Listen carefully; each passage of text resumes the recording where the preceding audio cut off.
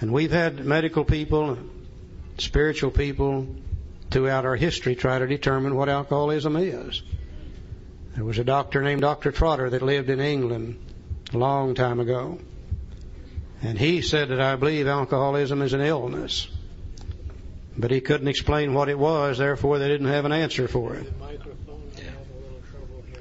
We'll try. There was a doctor that lived here in the United States named Dr. Benjamin Rush. He's one of the signers of the Declaration of Independence. He wrote a paper on alcoholism, described the alcoholic. And he said he felt it was an illness too. But he couldn't name what it was, he couldn't determine it, so he had no solution. It's only in this century that we have been able to find out what alcoholism is. And then once we found out what it is, then we could find a solution to it. You know, I don't think we alcoholics today who are in AA realize how lucky we really are to be living in the period of time when we found out what alcoholism is and we found out the solution to it. And as I look at our history, which we're going to be doing a lot of this weekend, I'm convinced in my mind that God got tired of seeing people like us die from alcoholism. And He took various different people from around the world and gave us these pieces of information that allows us to recover from that condition today. And I think one of the first persons that He used was this little doctor called Dr. Silkworth. When Dr. Silkworth was in medical school, he became very interested in we alcoholics. But when he got out of medical school, he learned, like most doctors did, it was very difficult to make a living working with alcoholics. Most doctors do not like to work with alcoholics. They said then and they say today that an alcoholic will not tell you the truth. That's certainly true, isn't it? And they said they will not do what we tell them to do. And that's certainly true, isn't it? But they said the main reason we don't want to work with them is they won't pay their bills. So Dr. Silkworth, in order to find a way to make a living, had to go off into another field, but always interested in we alcoholics. And he became very successful in his field. But in the late 1930s or 1920s, we had, of course, the great stock market crash. And Silky had everything he owned invested in the stock market. And he lost it just like everybody else did. Lost the good job he had. And he had to find a job somewhere. And Charlie Towns from the Towns Hospital, who Silky had met before through his interest in alcoholics, offered him a job. And said, why don't you come to work here and I'll pay you $30 a week in room and board. And you can help me in working with other alcoholics, or working with alcoholics. So Silky went to work in the town hospital in 1930. And he began to work with people like us, and he began to see us come into the hospital. Terrible, terrible physical and mental condition. And he began to withdraw us from alcohol, build the body up, and etc. And 30, 60, 90 days later, he would see us leave the hospital in reasonably good shape. And then a month or two or three or four later, he'd see us come back in worse shape than we were before. Continually going in and out, in and out, in and out, in and out. He also noticed some people that he worked with who drank like we drank, but did not go in and out and in and out and in and out. He also noticed other people who drank moderately and safely. And he began to say there's something different about these alcoholics. There's something different about the body. Apparently alcohol does something to them that it doesn't do to normal people. And he began to develop this little idea that when you put alcohol in your body, it produces an actual physical craving that makes it impossible for us to stop drinking. But he also said even in those days, that's not the real problem with the alcoholic. He said the real problem is that the alcoholic cannot keep from drinking. He said people who are heavy drinkers, people who are moderate drinkers, if they want to quit drinking, they just quit, and it doesn't bother them at all. But he said it seems as though the alcoholic, after they quit, the mind begins to play tricks on them and begins to think about one or two drinks and how it makes them feel. And he said that idea becomes so powerful that it overcomes the idea that they can't drink, and they take a drink and end up drunk every time. He said, now, if you can't drink safely, and if you can't keep from drinking, then you're powerless over alcohol. Now, we don't know whether Bill Wilson's the first one he told that to or not, but we know Bill is probably the first one to act on that information. Then after Bill got sober, and after Dr. Bob got sober, and after Bill Dodson got sober, and after the first 40 got sober, based on that information, and decided to write the book, they went to see Dr. Silkworth and said, well, you let us put that information in the book so that other alcoholics can see what their problem is too. And they said, will you write some of it for us? And the doctor said, yeah, you can use it, and I'll write some of it under one condition, that we will call it the doctor's opinion. He said, I can't prove it. There's no facts behind it, so we'll just have to call it an opinion. And he said, by the way, don't use my name. He said, they'll throw me completely out of the medical profession if you use my name on this deal. In 1956, when they came out with the second edition, 1955 and 56, they came out with the second edition. By that time, the Medical Association, the American Psychiatric Association, had recognized the fact that alcoholism is an illness. And Dr. Silkworth said in the second edition, you can put my name in it now. So for the second and third, you've got Silkworth, but in here you don't. Let's look at what the doctor had to say for just a little bit. Let's go to Roman numeral page 24. That's XXIV. And I didn't know that when I got sober. He said, the physician who at our request gave us this letter has been kind enough to enlarge upon his views in another statement which follows. In this statement, he confirms what we who have suffered alcoholic torture must believe, that the body of the alcoholic is quite as abnormal as his mind. Now, we know there's no must in the Fellowship of Alcoholics Anonymous, but there are a lot of musts in this book called Alcoholics Anonymous, and there's one of the first one. We must believe that the body is of the alcoholic is quite as abnormal as the mind. Now, this is the first time we can find anywhere in written history a reference to the fact that the body is affected as well as the mind. Everything up until this time, they had talked about the mind only. Weak will, moral character, sin, and etc. But here we see a statement that says the body is quite as abnormal as the mind. I think he's telling us two things. That the body is affected also, but I think he's also saying the mind is abnormal when it comes to alcohol. We react to it different physically and also mentally in an abnormal manner. And we'll talk about both of those. The first one we're going to look at is the body. He said, it did not satisfy us to be told that we could not control our drinking just because we were maladjusted to life, that we were in full flight from reality, or were outright mental defectives. Now, these things were true to some extent. In fact, to a considerable extent with some of us. You betcha. But we're sure that our bodies were sickened as well. In our belief, any picture of the alcoholic which leaves out this physical factor is incomplete. The doctor's theory that we have an allergy to alcohol interests us. As laymen, our opinions to its soundness may, of course, mean little. But as ex-problem drinkers, we can say this explanation makes good sense. It explains many things for which we cannot otherwise account. Now, if the purpose of a textbook is to transfer information from the mind of one human being through the written word to the mind of another human being, then it stands to reason the transference of that information is going to be based upon the understanding of the words that are used.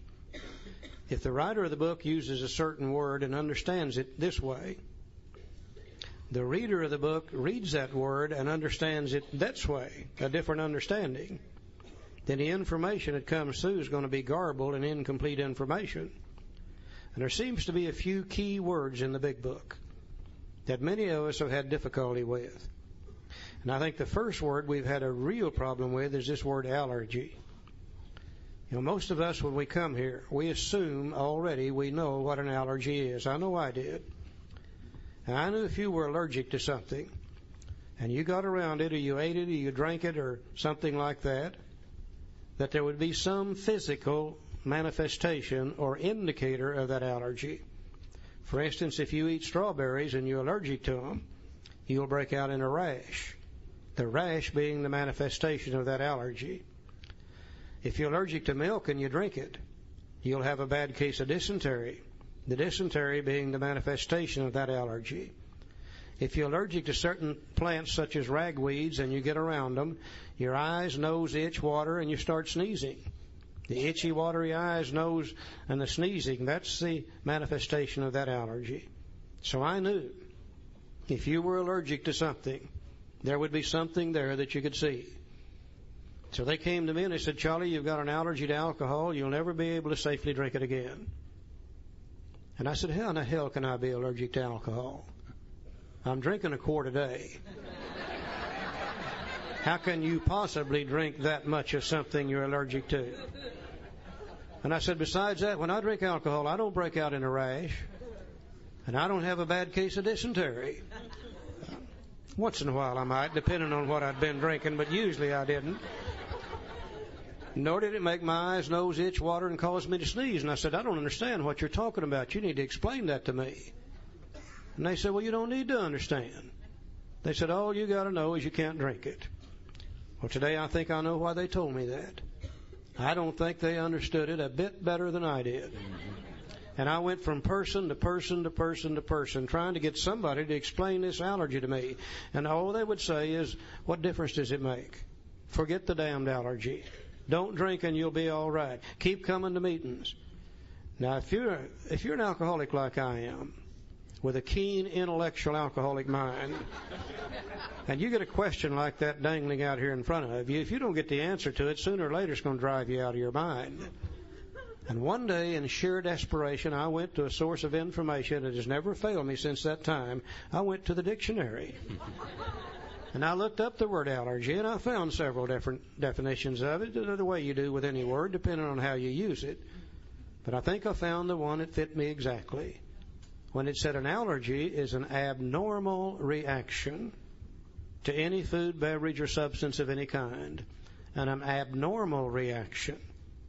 So I began to look back over my drinking history to see where I was abnormal. And to my amazement, I found out I don't know what's normal and what's abnormal. The only thing I knew about drinking is the way I drank. And the way those people drank who drank with me. And if they didn't drink like I did, we didn't drink together. So to find out what's normal, to see if I'm abnormal, I have to go to the normal, social, temperate, moderate drinker. Those who drink alcohol and do not get in trouble with it. And I asked them to describe to me how they feel when they take a drink. And they said, well, we come home from work, tired, tense, wrought up from the day's work. We can have a couple of drinks before dinner. We begin to get a relaxing, comfortable feeling. We'll go ahead and have dinner. And we probably won't drink anymore that night. Well, I don't feel that way when I drink alcohol. Whenever I take a drink of alcohol, it passes over my lips. My lips begin to tingle immediately. Hits my teeth and they kind of chatter up and down. Strikes my tongue and I can feel it begin to grow and expand and swell. Hits my cheeks and they kind of flutter in and out. At the same time, it's passing through my sinus cavities up into my forehead, and I begin to get a feeling up here in my forehead which is absolutely, indescribably wonderful. Now, I hadn't even swallowed the damn stuff yet. I just got it in my mouth. When I swallow that alcohol, it starts down through my esophagus. Great things begin to take place. The first thing that happens is my chest begins to grow and expand and gets bigger and bigger. Hits my stomach and just literally explodes like a bomb. Immediately I feel it racing through my arms, and they get longer and longer. Hits my hands and fingers, and they begin to tingle and vibrate. Same time it's racing through my arms, it's racing through my legs. They're getting longer and longer. I'm getting taller and taller, and it hits my feet and toes, and they get a hot, intense, burning, exciting, get up and go somewhere and do something feeling. I don't understand the comfortable, relaxing feeling when you have a drink. These people told me something that blew my mind for me. They said, Charlie, whenever we have a couple of drinks, we begin to experience a feeling of a feeling of dizziness, a feeling of being out of control. And they said, we don't like that feeling. Therefore, 1 or 2 drinks is all we want to drink. How many times have you and I tried to get them to drink more, and they say, "Oh, no, I feel this already." Or no, this is making me dizzy. I don't want any more. Well, today I realize that's the normal reaction to alcohol. You see, for most people, when they put alcohol in the system, it hits the stomach, it immediately goes into the bloodstream, immediately goes to the brain.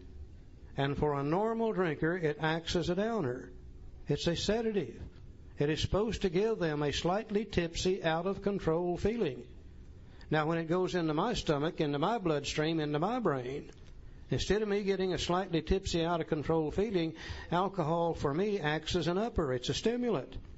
And my brain gets a very exciting, in-control feeling. They have 2 drinks and they want to go to bed. I have 2 drinks and by God, I want to go to town immediately. So I react to it differently mentally. And another thing they told me is that when we have a couple of drinks, not only do we get a slightly tipsy, out-of-control feeling, they said we begin to experience a feeling of nausea. And they said we don't like that feeling. And therefore 1 or 2 drinks is all we want to take. How many times have you tried to get them to drink more and they say, "Oh, no, this is making me sick. I don't want any more of it." That's the normal reaction to alcohol. Alcohol is a toxic substance, a destroyer of human tissue. When you put it in your body, your mind and your body is supposed to react to it with nausea and say, "Puke it up and get it out of here." When I put it in my body, instead of my body experience a feeling of nausea, my body experiences an actual physical craving which demands more of the same. Their body said, "Puke it up." Mine said, "Put some more in here."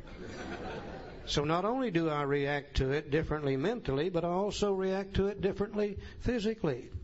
Now, the only difference between normal and abnormal is what do the majority of the people do.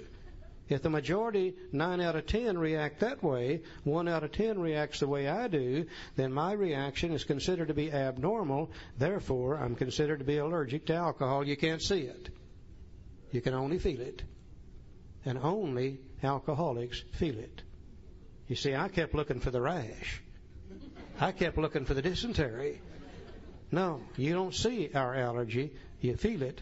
And only we alcoholics feel it. Joe? Charles said you'd get in trouble going to town. You know, that's the trouble with trouble. It always starts off with fun, isn't it?